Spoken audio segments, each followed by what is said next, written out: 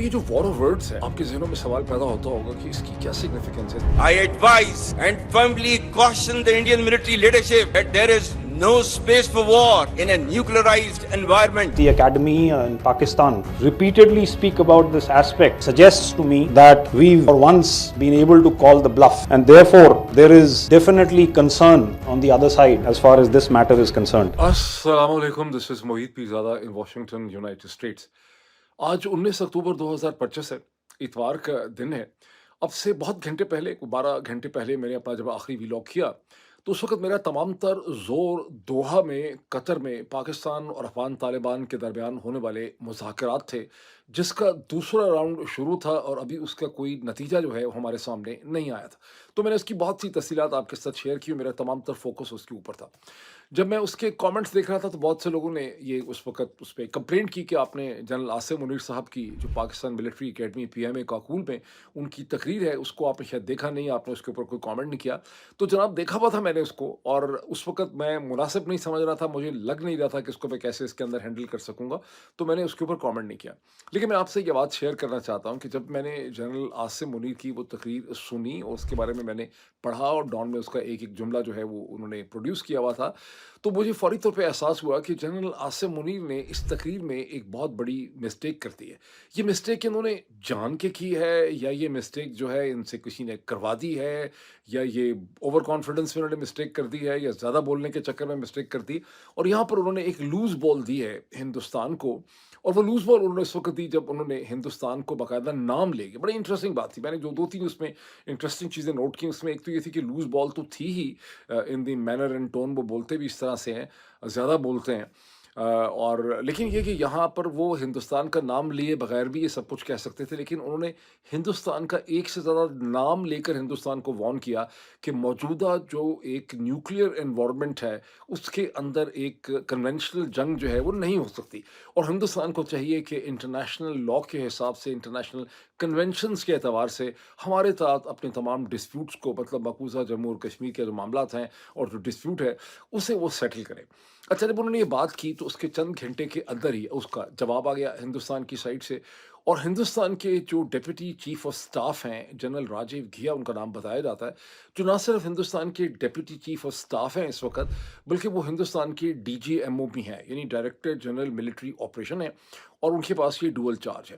اور یہ dual charge ان کے پاس جون سے ہے, یعنی مئی 7 اور 10 میں جب پاکستان ہندوستان کی جنگ ہوئی تو اس وقت جنرل راجیو گھیا DGMO تھے. آپ کو ہندوستانی اخباروں کی ہیڈ لائن سے پتہ چلتا ہے کہ جون میں انہیں ایڈیشنل چارج دیا گیا, انہیں ڈپٹی چیف آف سٹاف بنا دیا گیا, انڈین ملٹری کا آرمی سٹاف بنا دیا گیا, لیکن ان کے پاس DGMO کا بھی چارج ہے. ہندوستان کے اخبارات کہتے ہیں کہ یہ وہی DGMO ہے جنہیں پاکستان کی DGMO نے سیز فائر کے لیے 10 مئی کو کانٹیکٹ کیا تھا.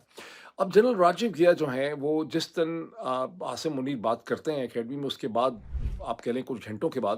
وہ ریپبلک ٹیلی ویژن جو ہے اس کے ایک کانکلیو میں جاتے ہیں جہاں ملٹری اور سیکیورٹی کے حوالے سے بات چیت ہوتی ہے. وہاں جنرل راجیو گھیا جو ہیں ان سے یہ سوال پوچھا جاتا ہے, عاصم منیر صاحب نے PMA اکیڈمی کاکول میں اس طرح کی بات کی ہے, ہندوستان کو وارن کیا, انہوں نے کہا جوہری جنگ ہو جائے گی, آپ ہمارے ساتھ جنگ نہیں لڑ سکتے. تو جنرل راجیو گھیا جو ہے اس کا جواب دیتے ہیں کہ مجھے یہ دیکھ کے کہ جتنا ایمفسائز کیا ہے جنرل عاصم منیر نے اکیڈمی کے اندر بار بار اس چیز کو, بار بار یہ ذہن میں رکھیں, بار بار انہوں نے ہندوستان کا نام لے کے, ایک دفعہ نہیں, 2 دفعہ نہیں, کوئی 3 دفعہ انہوں نے ہندوستان کا نام لے دیا. تو جنرل راجیو جو ہیں ہندوستان کے جنرل, وہ یہ کہتے ہیں کہ دس سجیسٹ ٹو می, مجھے ایسا لگتا ہے کہ for once we have called their nuclear bluff, کہ ایک دفعہ کم از کم ہم نے ایسی صورتحال لگتا ہے کہ 7 مئی اور 10 مئی کے درمیان میں پیدا کر دی ہے کہ پاکستانی جو ہے وہ پریشان ہو گئے ہیں, ان کی نیوکلیئر بلف کو ہم نے کال کر لیا ہے. اب میں اس اسٹیج کے اوپر آپ کو دونوں پہلے اسٹیٹمنٹ سنانا چاہتا ہوں. پہلے جنرل عاصم منیر صاحب کی جو اسٹیٹمنٹ ہے جو میرے خیال ہے تقریباً 15 سیکنڈ کی میرے پاس ہے, یہ 15 سیکنڈ کی اسٹیٹمنٹ میں آپ کو جنرل عاصم منیر کی یہاں پہ سنانا چاہتا ہوں, ان کے اپنے الفاظ, ان کے اپنے ٹون اینڈ مینر میں, کہ وہ کس طرح سے ہندوستان کا نام لیتے ہیں. I advise and firmly caution the Indian military leadership that there is no space for war in a nuclearized environment. Settle the core issues with Pakistan as per the international norms on the basis of equality and mutual respect. اب اس کے بعد میں اب آپ کو یہ آپ نے سنا, جنرل عاصم منیر کو آپ نے سن لیا. اب میں آپ کو ہندوستان کے جو جنرل راجیو گھیا ہے، جو ان کے جو ڈپٹی چیف آف اسٹاف ہیں، آرمی اسٹاف ہیں، ان کے ڈی جی ایم او بھی ہیں، ڈائریکٹر جنرل ملٹری آپریشن، ان کی 20 سیکنڈ کی اسٹیٹمنٹ ہے جنرل عاصم منیر کے جواب میں، اس کو بھی سن لیں۔ Now, the very fact that he and the academy in Pakistan repeatedly speak about this aspect suggests to me that we've for once been able to call the bluff, and therefore there is definitely concern on the other side as far as this matter is concerned. اب یہ جو war of words ہے، آپ کے ذہنوں میں سوال پیدا ہوتا ہوگا کہ اس کی کیا سگنیفیکنس ہے، اس کی اہمیت کیا ہے۔ جنرل عاصم منیر نے پاکستان ملٹری اکیڈمی میں جو کچھ کہا، غلطی کی انہوں نے یا انہوں نے جان بوجھ کے یہ کہا، انہوں نے یہ کیوں کہا، اور دوسری طرف سے ہندوستان کے جنرل نے جو اس کو ریسپونڈ کیا، اس کی سگنیفیکنس کیا ہے؟ اس کی بڑی سگنیفیکنس ہے، بیکاز پاکستان کا جو سارا کا سارا ڈاکٹرائن ہے وہ یہ کہتا ہے کہ ایک تو دو اس کے آسپیکٹس ہیں۔ ایک تو پہلا پہلو اس کا یہ ہے کہ پاکستان کی پوزیشن یہ ہے کہ ہم نو فرسٹ نیوکلیئر کی کوئی گارنٹی نہیں دیتے۔ پاکستان ایک اسٹریٹجک ایمبیگوٹی ابہام پاکستان نے رکھا ہوا ہے، اور وہ یہ ہے کہ اگر ہم پھنس جائیں گے کنونشنل جنگ میں، کیونکہ ہمارا دشمن کنونشنلی ہم سے زیادہ بڑا ہے، اگر ہماری ایگزسٹنس کو خطرہ ہوگا، ہماری فورسز کو خطرہ ہوگا، ہمیں ٹیریٹوریل لاس کا خطرہ ہوگا، ہم پھنس جاتے ہیں تو ہم نیوکلیئر اسٹرائک کر سکتے ہیں اپنے دشمن کے اوپر، اور ان دس کیس ان کا دشمن جو ہے، ڈیفائنڈ دشمن جو ہے وہ ہندوستان کا nuclear doctrine on the other hand یہ ہے کہ وہ فرسٹ نیوکلیئر اسٹرائک نہیں کریں گے، گو کہ اب ہندوستان کے اندر ایسی آواز مسلسل گزشتہ چند سالوں سے اٹھ رہی ہے کہ ہندوستان کو اپنی یہ جو اسٹریٹجک کلیئرٹی ہے اسے چینج کرنا چاہیے اور اسٹریٹجک ایمبیگوٹی میں چلا جانا چاہیے، اور ہندوستان بھی یہ کہے کہ ہم بھی فرسٹ نیوکلیئر اسٹرائک جو ہے وہ کر سکتے ہیں۔ ایک تو اس کا یہ پہلو۔ دوسرا اس کا پہلو یہ ہے کہ پاکستان کی پوزیشن یہ ہے جو جنرل عاصم منیر نے ایک دفعہ پھر پی ایم اے اکیڈمی کے اندر دہرائی، اور وہ یہ ہے، اور اگر انہوں نے جان بوجھ کے نہیں دہرائی تو پھر ان کو چاہیے کہ اپنے اسپیچ رائٹر کو فائر کر دیں، لیکن میں تھوڑا سا مزید آپ کو ایکسپلین کرتا ہوں کہ اس میں بھی کیا کنفیوژن، کیا چالاکی جو ہے وہ ہو سکتی ہے۔ لیکن پاکستان کی پوزیشن یہ ہے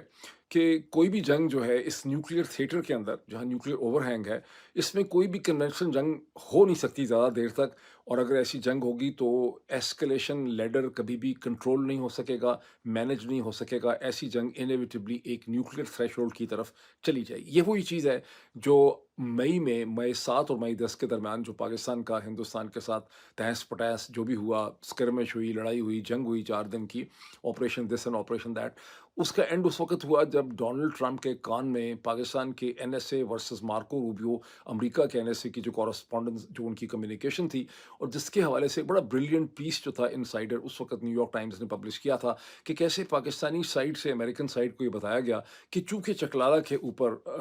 حملہ کیا گیا ہے، پاکستان کو خطرہ ہے کہ ان کی نیوکلیئر کمانڈ کو ٹارگٹ کیا جائے گا، ہندوستانی بہت برنکسمینشپ کر رہے ہیں، اس لیے پاکستان سمجھتا ہے کہ یہ نیوکلیئر تھریش ہولڈ، ان کی ریڈ لائنز کراس ہو گئی ہیں اور اب معاملہ نیوکلیئر تھریش ہولڈ کی طرف جا رہا ہے۔ سو پاکستان کی طرف سے نیوکلیئر تھریش ہولڈ کو انووک کیا گیا اس وقت بھی، تو ظاہر ہے یہ پاکستان کی پوزیشن ہے کہ نیوکلیئر تھریش ہولڈ جو ہے وہ کنٹرول نہیں ہو سکتا، کہ چیزیں اس کی طرف سلائڈ کر سکتی ہیں۔ اب ہندوستان کا جنرل کیا کہہ رہا ہے، یہ جنرل راجیو کیا کہتے ہیں؟ وہ یہ کہتے ہیں کہ جنرل عاصم نے اور پی ایم اے کی اکیڈمی میں اس کو اتنا اوور ایمفسائز کیا ہے، بار بار یہ چیز ڈسکس ہوئی ہے کہ ہمیں لگتا ہے کہ ہم نے پاکستانیوں کی مئی 7 اور 10 کے درمیان میں پاکستانیوں کی بلف ہم نے کال کر دی ہے، وہ بڑے پریشان ہیں اس حوالے سے، اور اس سے یہ پتہ چلتا ہے کہ ہم نے اس جنگ میں پاکستان کو نقصان بھی بہت زیادہ پہنچایا ہے۔ وہ خاص کر کے جب 14 اگست میں پاکستانیوں نے 100 کے قریب جو اپنے جوان ہیں ان کو جب آپ نے ایوارڈز دیے ہیں ان کے مارے جانے کے اوپر، شہادتوں کے اوپر، تو اس سے ہندوستانیوں کو پتہ چلا، اس سے پہلے ان کو یہ نہیں پتہ تھا۔ اب اس کے بعد سے وہ مسلسل اس کا ڈھنڈورا پیٹ رہے ہیں۔ پاکستان کی سائڈ سے ونس اگین ایک اسٹریٹجک ایمبیگوٹی ہے کہ یہ لوگ کہاں مارے گئے، لیکن ان کا اندازہ ہے کہ یہ اسی میں ہلاک ہوئے ہیں، اور وہ کہتے ہیں کہ اس سے پتہ چلتا ہے کہ پاکستان کا کتنا زیادہ نقصان ہوا ہے۔ اب جنرل راجیو یہ کہتے ہیں کہ ہم نے پاکستان کو بے انتہا نقصان پہنچایا، اور ہم نے ایسکلیشن لیڈر کو مینج بھی کیا، معاملہ جو ہے وہ نیوکلیئر کی طرف نہیں گیا۔ اب اس میں جو اس کے 2 قسم کے آسپیکٹس ہیں، ایک اس کا پیور ملٹری آسپیکٹ ہے، دوسرا اس کا ایک پولیٹیکل آسپیکٹ ہے۔ ملٹری آسپیکٹ کو پہلے ہم دیکھ لیں۔ اب ملٹری آسپیکٹ میں اب ہندوستان کے جنرل ٹھیک کہہ رہے ہیں، پاکستان کی ملٹری اور پاکستان کا سارا ذرائع ابلاغ، میڈیا، پولیٹیشینز اس کو اوور ایمفسائز کرتے ہیں نیوکلیئر ایشو کو کہ نیوکلیئر ہو جائے گا۔ یہاں ہمیں کیا نظر آیا 7 مئی اور 10 مئی کے درمیان میں؟ ہمیں یہ چیز نظر آئی کہ پاکستان کا اپنی اسٹیٹڈ پوزیشن یہ ہے کہ نیوکلیئر جنگ کا خطرہ تھا، اور جب تک پاکستان نے نیوکلیئر کارڈ کو انووک نہیں کیا، کیونکہ پاکستان کا کہنا یہ ہے، اور پاکستان 40 دفعہ، کم از کم 30-40 دفعہ امریکہ کے صدر ڈونلڈ ٹرمپ کا پاکستان شکریہ ادا کر چکا ہے، اور باقی کسر ڈونلڈ ٹرمپ نے نہیں چھوڑی. انہوں نے دنیا کو پتہ نہیں 40 دفعہ یہ کہہ دیا ہے کہ میں نے ملینز آف لوگ جو ہیں وہ مرنے والے تھے، میں نے اس کو جنگ کو بچا لیا ہے. تو 4 دن کی جو جنگ ہے، انتہائی انٹینس جنگ ہوتی ہے. پاکستان امریکہ کی مدد سیکھ کرتا ہے. پاکستان اب یہ کوئی کہہ نہیں سکتا کہ مدد سیکھ نہیں کی، بیکاز ڈونلڈ ٹرمپ نے 40 دفعہ دنیا کو یہ بات بتائی ہے، اور پاکستان کے پرائم منسٹر نے اور پاکستان کے آرمی چیف نے بھی کم از کم 20-25 دفعہ ان کا شکریہ جو ہے ادا کر دیا جنگ بند کروانے میں. اس کا مطلب ہے کہ 4 دن کی انٹینس جنگ ہوئی بیفور دا نیوکلیئر تھریش ہولڈ کا خطرہ پاکستان کو محسوس ہوا. جہاں 4 دن کی ہوئی وہاں 6 دن کی بھی ہو سکتی تھی اگر ڈونلڈ ٹرمپ انٹروین نہ کرتے. جہاں 6 دن کی ہو سکتی ہے وہاں 7-8 دن کی بھی ہو سکتی تھی. تو جنرل راجیو جو کہہ رہے ہیں، اور جو انڈین سائڈ نے اس میں سے مطلب نکالا ہے کہ بہت انٹینس قسم کی جنگ ہو سکتی ہے، ہم پاکستان کو بڑا نقصان جو ہے وہ پہنچا سکتے ہیں، اور نیوکلیئر تھریش ہولڈ کے نیچے رہ کے ہم یہ سب کچھ کر سکتے ہیں. لیکن جنرل راجیو کو اگر آپ ان کی جب آپ شکل صورت دیکھیں، ان کا ٹون مینر دیکھیں، آپ کو خاصے پڑھے لکھے لگتے ہیں، اسمارٹ لگتے ہیں، خاصے ایجوکیٹڈ لگتے ہیں، وہ سب کچھ صحیح ہے. لیکن وہ اتنے چالاک نہیں ہیں جتنے پاکستان کے آرمی چیف ہیں، بیکاز پاکستان کے آرمی چیف جرنیل سے زیادہ پولیٹیشین ہے. وہ انہوں نے پہلے بھی ہندوستان کو پھدو و بیوقوف بنایا، اور دوبارہ بھی مجھے بہت شک ہے کہ وہ یہ ان سے غلطی ہوئی نہیں ہے، یہ بلنڈر نہیں ہے. جنرل عاصم منیر نے جان بوجھ کے پی ایم اے کی اسپیچ کے اندر یہ جملے ڈالے ہیں. وہ چاہتے تھے کہ ہندوستانی اس کا ریسپونڈ کرے. یہ ڈیلیبریٹ لوز بال تھی. انڈینز ہے once again fallen for it. ابھی تک میرا خیال ہے ان کی پولیٹیکل لیڈرشپ نہیں اس میں پھنسی، انہوں نے شاید جواب اس کا نہیں دیا، تو انڈین جنرل نے اس کا جواب دے دیا. ان سے سوال پوچھا گیا، بیکاز جنرل عاصم منیر جو ہیں وہ چاہتے ہیں کہ ہندوستان کے ساتھ ایک ٹینشن کی فضا رہے. اس سے ان کو پاکستان کی پالیٹکس میں بے انتہا فائدہ ہوتا ہے، اس سے کھپ پڑتی ہے. وہ اسٹیٹمنٹ دی، ادھر سے بڑی سخت اسٹیٹمنٹ دے دی، ادھر سے بڑی سخت قسم کی اسٹیٹمنٹ آ گئی پاکستان کی طرف سے. انلیس کہ انڈینز خود کوئی اسے کہتے ہیں فالس فلیگ کر دیں، آپریشن سندور 2 جو وہ کرنا چاہتے ہیں، اور مجھے بہت شک ہے کہ وہ کرنا چاہتے ہیں، اس لیے کہ انہیں آپریشن سندور 1 سے ان کی اوور آل جو ملٹری کی ساکھ ہے وہ بتاتے تو بات ہیں. سینکڑوں دفعہ انہوں نے بات کر دی ہے کہ ہم نے تباہی کر دیا تھا پورا پاکستان، 12 جہاز بھی گرا دیے. تو وہ بڑھتے چلے جا رہے ہیں نمبر، مطلب 8 6 4 ہو کے پتہ نہیں 12 بن گئے پی ایف کے جہاز. تو ہم نے بہت نقصان کیا، 11 بیسز ڈسٹروائے کر دیے، 12 جہاز ڈسٹروائے کر دیے، سب کچھ کر دیا. لیکن ان کا جو اسٹریٹجک بیلنس تھا جو پاکستان پہ انہوں نے امپوز کیا تھا 1971 کے بعد سے، وہ ڈسٹرب ہو گیا ہے. ویسٹرن ورلڈ کے اندر، مڈل ایسٹ کے اندر، یہ سعودی عرب، یہ سب لوگ جو ہیں کہ دیکھ رہے ہیں کہ بائی جسٹ ہولڈنگ آن، صرف انڈیا کو ہولڈ آن کرنے سے پاکستان کی ملٹری نے اپنی اسٹرینتھ جو ہے وہ ڈسپلے کی ہے. یہ وہ پیراڈائم ہے جس سے انڈین ملٹری کو چیلنج کرنا ہی ہے. اس لیے میں یہ سمجھتا ہوں، جسٹ لائک دیٹ ایکیڈیمک جن کا میں نے آپ سے ذکر کیا تھا،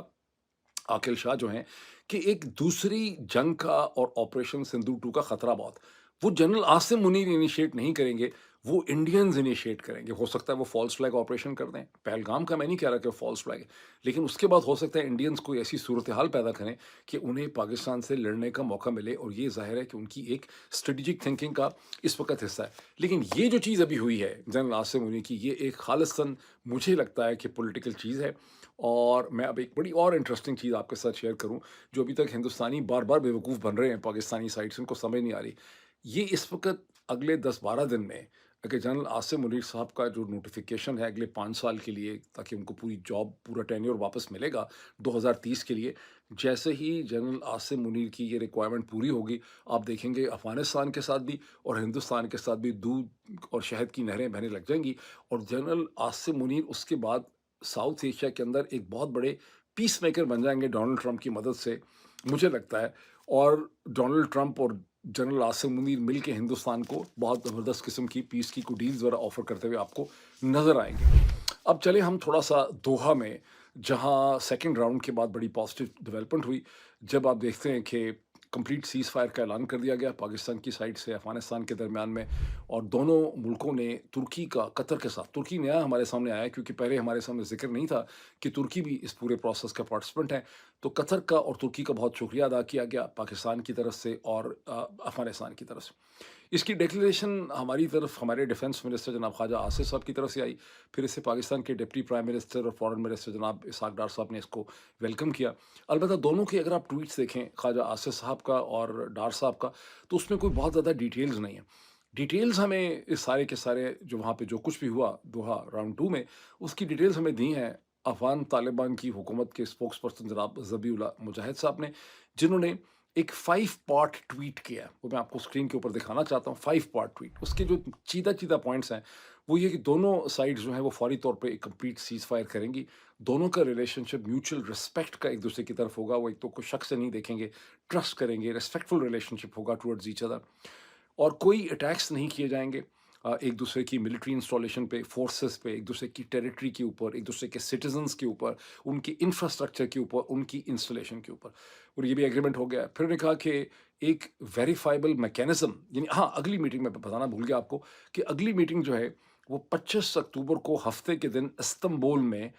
ترکی میں ہوگی، اور مزید اس پروسیس کو آگے بڑھایا جائے گا اور ویریفائبل میکینزم کریٹ کیا جائے گا پاکستان اور افغانستان کے درمیان، ایک ایسا ویریفائبل میکینزم اور کمیٹی جو جانچ پڑتال کرے گی، چیک کرے گی۔ جب پاکستان کہتا ہے کہ افغانستان کی، کیونکہ افغانستان نے بھی کہنا شروع کر دیا ہے کہ پاکستان میں ایک آئسس خوراسان جو ہے وہ پاکستان میں بیٹھی ہے اور وہاں سے افغانستان کو ڈی اسٹیبلائز کرنے کی کوشش کی جا رہی، تو ایک ویریفائبل میکینزم ہوگا کہ اگر پاکستان یہ کہتا ہے کہ ٹی ٹی پی نے کوئی حملہ افغانستان کے اندر سے بیٹھ کے کوآرڈینیٹ کیا ہے، تو پھر وہ پاکستان اپنی ایویڈنس اس جوائنٹ میکینزم یا کمیٹی کے سامنے رکھے گا، وہاں دیکھا جائے گا کہ اس بات میں کوئی ایویڈنس ہے، اس میں کوئی وزن ہے کہ نہیں۔ جو ایک چیز پاکستان کو کنسیشن یہاں ملی ہے 5 پارٹ ٹویٹ سے، وہ چوتھا ٹویٹ ہے جہاں پہ وہ کہتے ہیں کہ دونوں سائڈز کسی بھی گروپ کو سپورٹ نہیں کریں گی، لیکن کوئی بھی گروپ کو ایسے کو سپورٹ نہیں کیا جائے گا، یہ نہیں لکھا ہوا کہ افغانستان کی طرف سے، لیکن کوئی بھی ایسے گروپ کو سپورٹ نہیں کرے گا جو پاکستان کی حکومت کو ٹارگٹ کرے۔ یہ ایک کنسیشن ہے جو یہاں پہ پاکستان کو ملی، لیکن پریکٹیکلی کیا ہوگا؟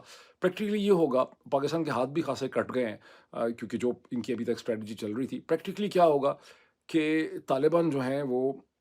جو افغان طالبان ہیں وہ اسٹیٹمنٹس ابھی تک اگر دے نہیں چکے تو وہ اسٹیٹمنٹس دے دیں گے ایک دو اسٹرانگ قسم کی ان کی لیڈرشپ کی طرف سے ٹی ٹی پی کے خلاف، کہ افغانستان کی سرزمین جو ہے وہ کوئی استعمال نہیں کر سکتا، کوئی فتویٰ آ جائے گا کسی ریلیجس اتھارٹی کا کہ امیر کی اجازت کے بغیر جو ہے وہ اس قسم کے، ہم پہلے بھی وہ کر چکے ہیں، اس لیے میں کہہ رہا ہوں کہ نئی بات نہیں، اور اور یہاں سے کچھ کر نہیں سکتے، کوئی بھی افغانستان کی سرزمین کو غلط استعمال نہیں کر سکتا، اور ساتھ ہی ٹی ٹی پی کے لوگ جو اگر وہاں پہ موجود ہیں وہ بھی وہیں رہیں گے، ان کی ویزیبلٹی جو ہے انہیں کہا جائے گا کہ بالکل آپ کی ویزیبلٹی نہیں ہونی چاہیے، تاکہ ایک پلازیبل ڈینائبلٹی، ابھی بھی میرا خیال ہے پلازیبل ڈینائبلٹی مینٹین کی جا رہی ہے، جبکہ ٹی ٹی پی کی لیڈرشپ وہاں پہ موجود رہتی بھی ہے کسی نہ کسی فارم میں۔ پاکستان میں بھی یہی ہوتا تھا کہ افغان لیڈرشپ پشاور میں، کوئٹہ کے اندر، اسلام آباد میں موجود رہتی تھی 2009-11 سے لے کے 2021 تک، لیکن پاکستان کی طرف سے ہمیشہ شروع میں ڈینائلز ہوتے تھے، بعد میں ماننا بھی شروع کر دیا فوسم اللہ برادر اور وہ سب لوگ جو ہیں، تو ان کی ویزیبلٹی جو ہے وہ کم ہو جائے گی۔ لیکن کیا ٹی ٹی پی کے حملے رک جائیں گے؟ ان کی ملیٹنسی رک جائے گی؟ وہ نہیں رکے گی، وہ پھر بھی کنٹینیو کرے گی، بیکاز مسئلہ جو ہے ٹی ٹی پی کا وہ پاکستان کے اندر ایک ان کا مسئلہ ہے۔ جب تک اس مسئلے کا حل پاکستان کی اسٹیبلشمنٹ اور پولیٹیکل اسٹرکچر، بیسکلی اسٹیبلشمنٹ اور ٹی ٹی پی کے درمیان میں کوئی میننگ فل مذاکرات نہیں ہوتے اس کے حوالے سے، وہ حل نہیں ہو سکے گا۔ میرے اسیسمنٹ جو میں نے پچھلے ویلاگ میں بھی آپ کو دیا تھا کہ افغان طالبان جو ہیں وہ ان کے پاس کوئی بھی ان کے پاس ایسا فارمولا یا کلیہ نہیں ہے کہ وہ ٹی ٹی پی کو مکمل طور پہ کنٹرول کر لیں، یا ٹی ٹی پی کی ساری وائلنس جو ہے وہ پاکستان کے خلاف بند کروا دیں۔ پاکستان کی اسٹیٹمنٹس میں مسلسل ایسے لگ رہا ہے، جو پولیٹیکل اسٹیٹمنٹ دی جا رہی ہیں، کہ ٹی ٹی پی کو ٹوٹلی افغان طالبان کا کوئی ٹول ہے وہ اس کو کنٹرول کرتے ہیں، وہ انہیں مکمل بند نہیں کرا سکتے۔ البتہ وہ ایک بہت کنٹریبیوشن کر سکتے ہیں پاکستان کو، وہ ٹی ٹی پی کو ایک میننگ فل ڈائلاگ کے اوپر کمپیل کر سکتے ہیں پاکستان کے ساتھ۔ لیکن یہ چیز کیوں نہیں ہوتی؟ اس لیے کہ پاکستان کی موجودہ خیر رجیم چاہتی ہی نہیں ہے، مجھے لگتا ہے کہ کوئی حل نکلے اس کا، کیونکہ یہ کانفلکٹ سے تھرائیو کر رہے ہیں۔ لیکن ایون ادروائز ان کے پاس کوئی خاص کیپیسٹی نہیں ہے میڈیٹ کر کے سکسیسفل نیگوسیشن کے ذریعے، ان کے پاس کوئی ویژن نہیں ہے کہ ٹی ٹی پی کے مسئلے کو کیسے ریزالو کرنا ہے۔ ایک ویژن ہونا چاہیے پولیٹیکل، وہ ویژن ان کے پاس نہیں ہے، ورنہ یہ 2022 میں اس صورتحال کو سنبھال لیتے۔ اب میں یہ کیوں کہہ رہا ہوں؟ اچھا ہاں، ایک چیز سمجھ لیں کہ 25 تک تو خیر بالکل بھی آپ کچھ نہیں کہہ سکتے کہ کیا ہوتا ہے، آگے بھی مجھے لگ رہا ہے کوئی اسموتھ سیلنگ اس میں نہیں ہو سکے گی باوجود ترکی اور قطر کی انوالومنٹ کے۔ اس کی وجہ یہ ہے کہ جب تک بنیادی ایشوز کو آپ ایڈریس نہیں کرتے، کبھی بھی چیزیں ریزالو نہیں ہوتی۔ فار انسٹنس اسی اتوار کے دن میں صبح سے اسرائیل کی ملٹری نے، اسرائیلی ڈیفنس فورسز نے غازہ کے اوپر تابڑ توڑ حملے کیے ہیں ایز پر دی اسرائیلی میڈیا، جس کے نتیجے میں حماس کی جو وہاں پہ لیڈرشپ ہے وہ یہ بتا رہی ہے، ہیلتھ اتھارٹیز، کہ میرے خیال 30-40 لوگ جو ہیں وہاں پہ جاں بحق ہو گئے. اور اب نیتن یاہو کا کہنا یہ ہے کہ انہوں نے ہمیں ریمینز واپس نہیں کیے، اور رفح کی کراسنگ بھی انہوں نے بند کی. جو ہمارے جو ہوسٹیجز تھے ان کے جو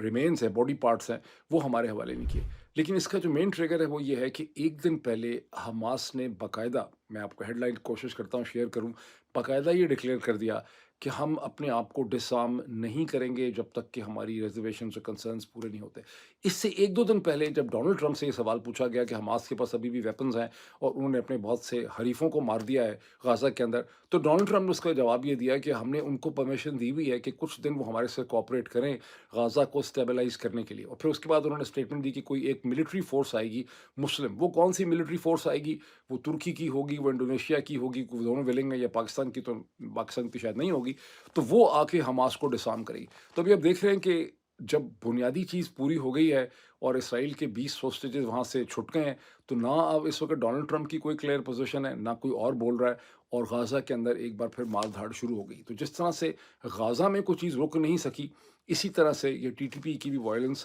نہیں رک سکے گی جب تک کہ پاکستان کی اسٹیبلشمنٹ اور ٹی ٹی پی کے درمیان میں میننگ فل ڈائلاگ ہوگا اور کوئی سلوشن نکلے گا. اب خاصی انٹرسٹنگ چیزیں، سہیل آفریدی صاحب کا ذکر بڑا ضروری ہے، جو خاصی انٹرسٹنگ چیزیں کر رہے ہیں گزشتہ 3-4 دن سے. لیٹسٹ انہوں نے یہ اعلان کیا ہے کہ 25 کو، جہاں ایک طرف استنبول میں پاکستان اور افغان طالبان کے درمیان میں ایک اور راؤنڈ ہوگا ترکی میں، اسی 25 تاریخ کو ہفتے کے دن انہوں نے ایک امن جرگہ بلایا ہے اپنی ہی تحصیل ان کی جو باڑہ کی ہے وہاں پہ. اور انہوں نے اس میں ایک ٹویٹ کیا، وہ آج کل ٹویٹ بہت کرتے ہیں، انہوں نے ایک ٹویٹ کیا ہے کہ خیبر پختونخوا کے لوگوں کے اوپر کوئی بھی بند کمروں کے اندر بیٹھ کے، اشارہ کلیئرلی ان کا ملٹری کی طرف ہے کہ بند کمروں میں بیٹھ کے جو فیصلے ہیں وہ خیبر پختونخوا کے عوام کے اوپر نافذ نہیں کیے جا سکتے. اور یہ جو امن کا پہلا میرا خیال ہے ان کا جرگہ ہوگا، وہ مزید جرگے بھی کریں گے. اس میں ان کا کہنا یہ ہے کہ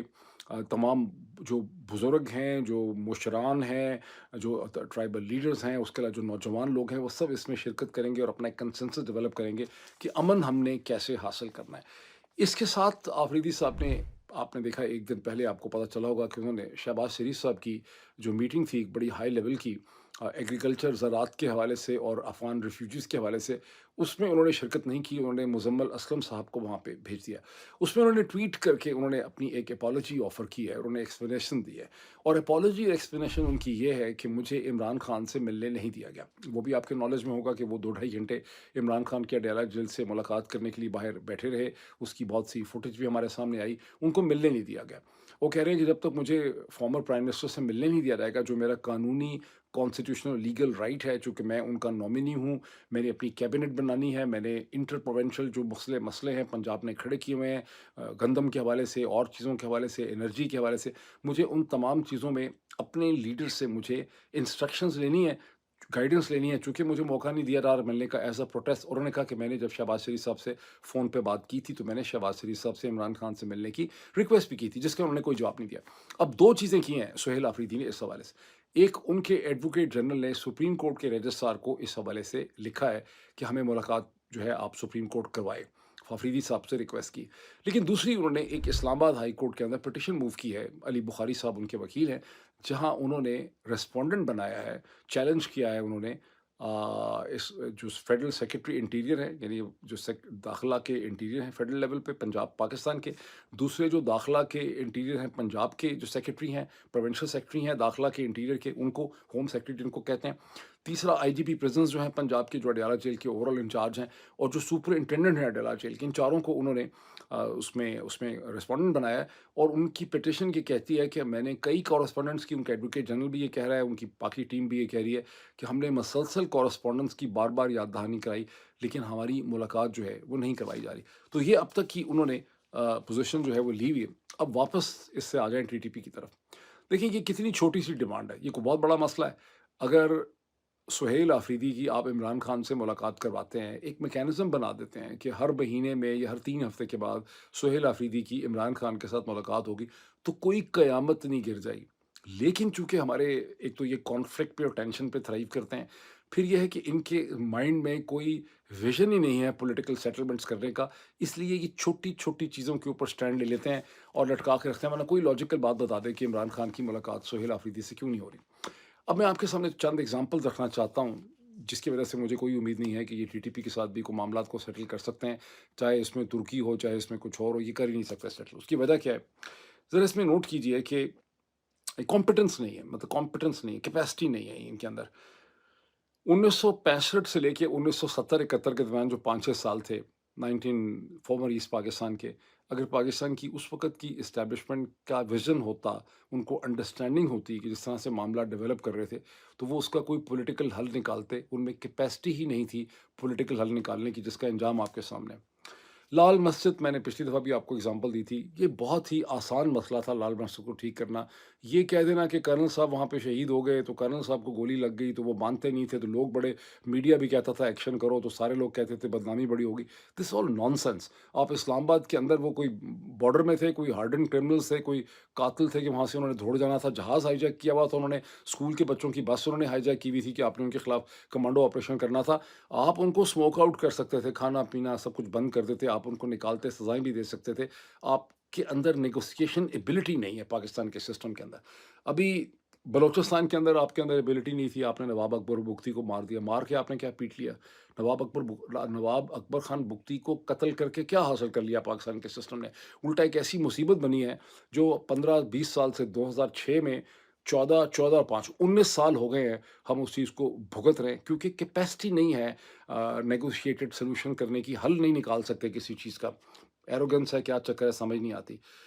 عمران خان 2022 سے اب تک 4 سال ہو جائیں گے دسمبر میں،